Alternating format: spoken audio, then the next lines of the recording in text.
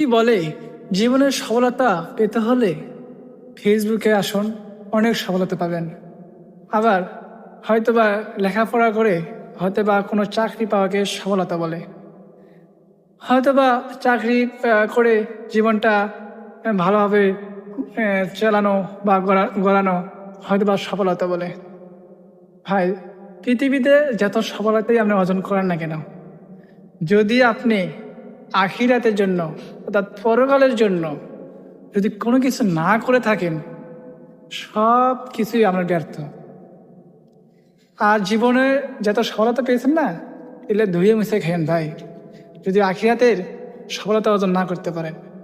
আখিরাতে যা সফলতা যে করতে পারবেন, ওটাই হলো মেন এবং সঠিক সফলতা। যদি আমার কথার সাথে আপনার একমত হয়ে থাকেন, তাহলে লাইক, কমেন্ট, শেয়ার এবং পেজটা বা প্রোফাইলটা ফলো দিয়ে সঙ্গে থাকবেন। আর ভিডিওটা ভালো লাগে একটু শেয়ার দিয়ে